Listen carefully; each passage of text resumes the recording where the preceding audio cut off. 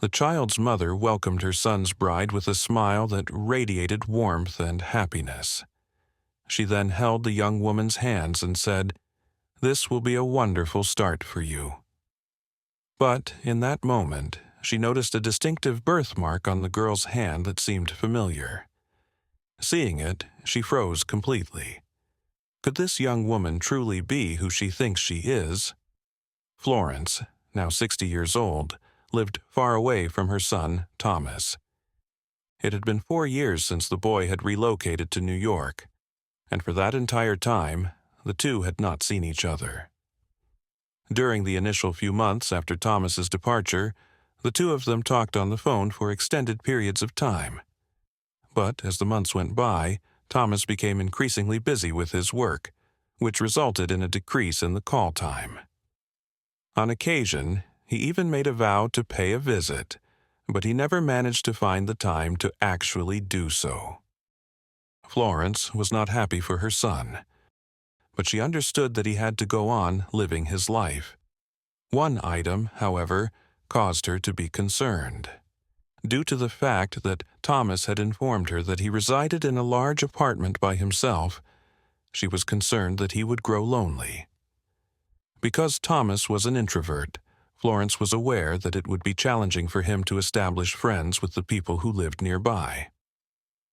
Florence continued to keep her son in the dark about all of these concerns, despite the fact that they kept her up at night. Then, one day, a year after Thomas had moved to New York, he called to share some exciting news. He had met a wonderful and delightful girlfriend named Emily, whom he loved deeply. Hearing those words was like music to Florence's ears. Since Thomas had never mentioned any other girl before, she knew that this one was truly special. On the other hand, there was more to this girl's narrative than initially appeared to be the case. After some time had passed, Thomas made the announcement to Florence that he had proposed to Emily and that they had already decided on a date for their wedding.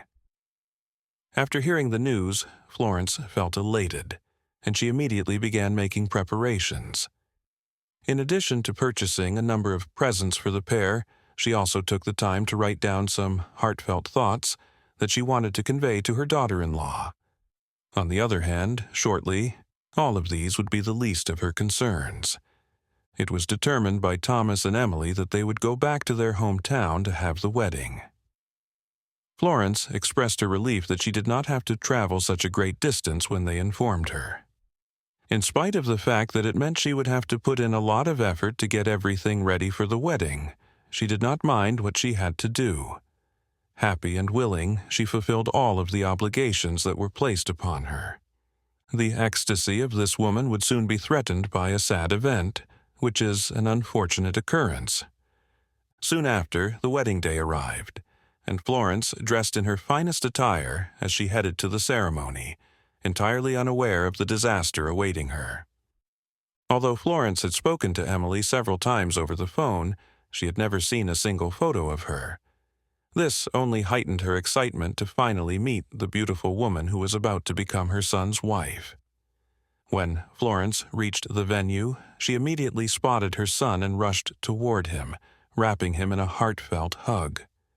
Her joy was short-lived, however, as the next person she saw left her shaken, despite her immense pride in her son. As Florence continued to cup her son's face, she became aware of the presence of additional hands surrounding her. Upon turning, she noticed a woman who was clothed in a flowing white gown and might easily be considered the most beautiful woman in the history of the world. As she introduced herself, the young lady smiled broadly and announced, "It's Emily." Florence responded, "Of course, the bride is the only person who wears white. Sweetheart, you are really stunning." After that, she reached out and grabbed her hands, and just as she was going to say something delightful, her eyes caught something that caused her to stop moving. Now, her entire universe was on the verge of disintegrating into tears. While Florence held the girl's hand, Her eyes fell on a mark that she immediately recognized as unmistakably familiar. Fear gripped her, causing her hands to tremble despite her efforts to stay composed. Noticing Florence's unease, Emily asked if something was wrong. "Nothing at all," Florence replied, though her gaze remained fixed on the birthmark. It was identical to the one that had been on her biological daughter's hand before she disappeared. It had been years since Florence had last seen her daughter, and all of the terrible feelings that she had repressed came flooding back to her all at once. After that, she took Emily's hand and gazed intently into her eyes, which were filled with questions. In the moment that she appeared, Florence pondered to herself, "Could this be my daughter who has been missing?" As she continued to stare, she became increasingly aware of the startling similarities that existed between this married woman and her long-lost daughter. The eyes, lips, and brows were identical to those of her young daughter. Everything was the same. Florence was aware that the one thing that could assist her at this moment was not the conviction that she was experiencing on the inside. More than that, she required evidence to support her claims. In light of the fact that there was no evidence just yet, she could not even get the courage to say anything that might put the wedding in jeopardy. However, Florence was unable to remain silent because she was aware of how much Emily meant to her son. In the event that there was any truth at all, it was necessary to reveal it. Following this, Florence inquired of Emily where her parents were seated, and Emily accompanied her to the location. If there was anything to be uncovered, Emily's parents would know as soon as it came to light. Right after exchanging pleasantries, Florence asked if she could have a private conversation with the parents. Having come so close to revealing the truth, Florence no longer cared about how Emily's parents might react. Now that she had reached this moment, nothing else seemed important. Florence then took a very deep breath and asked them in a quiet voice if they had adopted Emily. As soon as the couple heard this, their cheeks became scarlet, and they stood there in shock. Sorry for the interruption. Before we continue with the story, I kindly ask you to like the video and subscribe to this channel. It is very important for us. Thank you very much. How is it that this woman is aware?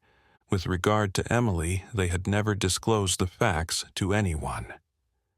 The couple exchanged glances with one another and transmitted the meaning of their eyes in a silent manner. After that, Emily's mother made a statement that made Florence's anxieties seem even more intense. "Yes, we adopted our beloved Emily," they confirmed. Florence didn't even wait for further explanation. Her breathing grew heavy as she anxiously asked, "Do you know her biological parents? How was she adopted? How old was she at the time?" Gripping Emily's mother's hands tightly, she applied an almost desperate pressure. "How was she adopted?" she repeated, her voice trembling. "What is her story?" she asked again and again, unable to contain her urgency. At this point, Emily's parents were aware that something was up. In what capacity did this woman work as a detective?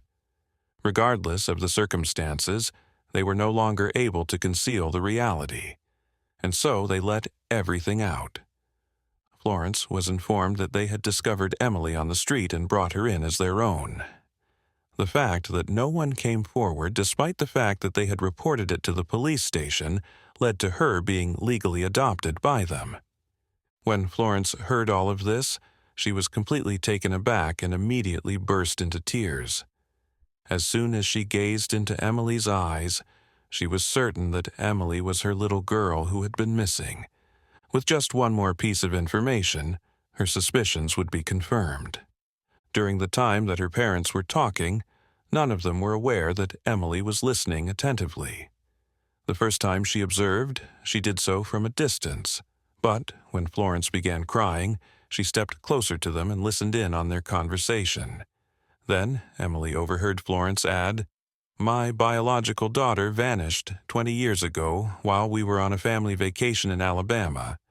Livy's hands are marked with the same birthmark as she has. Her lips, her eyes, her voice. Everything about her is a perfect match for my little girl. Did you just say Alabama? That's exactly where Emily was. Hearing her mother's words, Emily could no longer hold back her emotions. She let out a sharp scream and ran toward them. On what she had expected to be the happiest day of her life, she was about to face a nightmare. The only possible conclusion was that this woman was her biological mother, which meant she was Thomas's sister, and there would be no wedding. Can this really be true? I was adopted, wasn't I? Emily asked, her tear-filled eyes searching for answers as she approached them. Then, Emily's parents spoke up and said, "Oh, sweetheart, we didn't intend for you to receive this information in this manner. Alabama is where we did find you. No one came forward to help us find your parents despite our best efforts. We were unable to abandon you, sweetheart. Sorry, we are very sorry." Emily, who was still in a state of disbelief, turned around and confronted the woman who was now being referred to as her birth mother. Upon closer inspection, she was able to see how much she actually resembled her. Florence was the first to speak. "Even when I was certain that the worst had happened, I kept waiting for you," she began. "I've been waiting for this moment for so many years. I never stopped hoping that I would see you again one day." Tears streaming down her face, Florence clutched Emily's hands tightly. "My heart is broken, sweetie," she sobbed, her voice trembling with emotion. In spite of the fact that she had just met Florence, Emily could not bear to see her crying. She extended her arms and the two of them wept together. It was a reunion that was both painful and sweet. There was only one question that needed to be answered, however. What are the potential outcomes for the bride and groom? In the midst of all this uncertainty, a new member of the group unexpectedly addressed the group. Thomas was the one. The question that he posed was, "Is there something that I'm missing?" Right away, Emily was able to spot him. Her tears were bitter as she cried on his shoulder, running to him. "We are unable to get married at this time. Your mother is also my mother. I truly apologize. In spite of the fact that this wedding must come to an end, I want you to know that I love you very much." A smile appeared on Thomas's face as he grasped Emily's hands and murmured, "We can still be together, my love." Emily was anticipating that Thomas would become heated. Emily was now in a state of complete bewilderment. In spite of the fact that she had a deep affection for Thomas, she was unable to marry her brother. "You see," Thomas began to explain, "even though I told you everything about myself, there was one thing I left out." It was this one detail that caused the story to take a completely different turn. At that exact moment, Thomas revealed to Florence that he was not her biological son. "After I had to say goodbye to you, I took Thomas in and loved him as deeply as any mother would," Florence said, her voice trembling with emotion. "Seeing the two of you united in holy matrimony will be the greatest gift and joy I could ever hope for," she added, tears of happiness welling up in her eyes.